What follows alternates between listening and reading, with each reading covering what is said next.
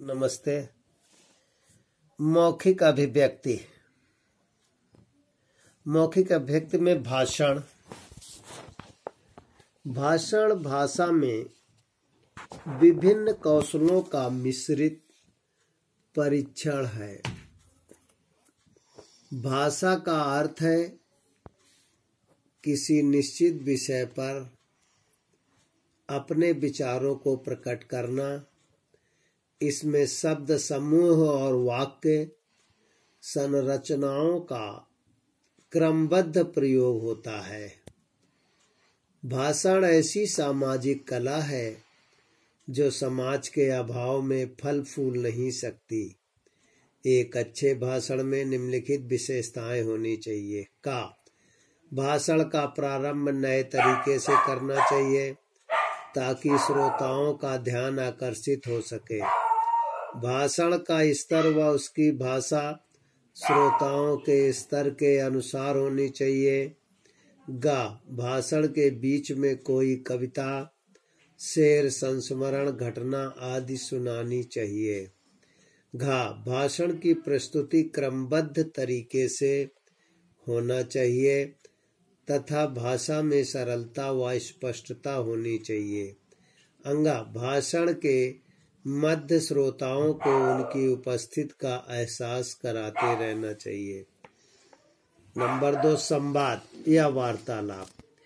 किन्हीं दो या दो से अधिक व्यक्तियों के बीच बातचीत को संवाद कहते हैं। वार्तालाप भी संवाद का पर्याय है। संवादों की मौखिक अभिव्यक्ति में निम्नलिखित बातों पर ध्यान देना चाहिए। संवाद संक्षिप्त और स्वाभाविक होने चाहिए। संवाद की भाषा आम बोलचाल की तरह सरल होनी चाहिए। संवाद पात्रों के अनुकूल होने चाहिए। शिक्षित और अशिक्षित पात्रों के संवादों में पात्रों के अनुकूल भाषा होनी चाहिए। संवादों में उच्चारण स्पष्ट होना चाहिए। संवादों की शैली में व्यंग, विनोद और मुहावरों का प्रयोग होना चाहिए। संवाद में उचित हाव भाव व भंगिमा का प्रयोग करना चाहिए। वाद विवाद।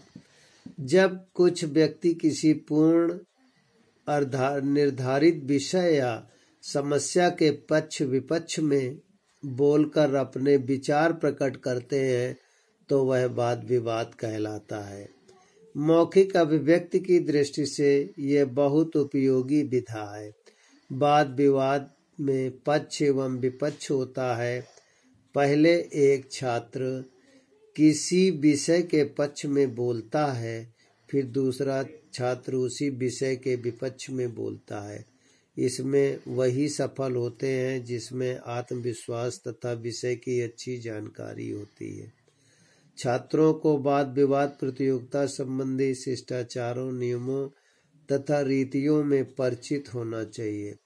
वाद विवाद में शिष्ट भाषा के साथ साथ शिष्ट हास, परिहास, विनोदप्रियता और व्यंग्यात्मक शैली का प्रयोग करने से अपने पक्ष के प्रतिवादन में सहायता मिलती है। वाद विवाद में निम्नलिखित बातों पर ध्यान देना चाहिए।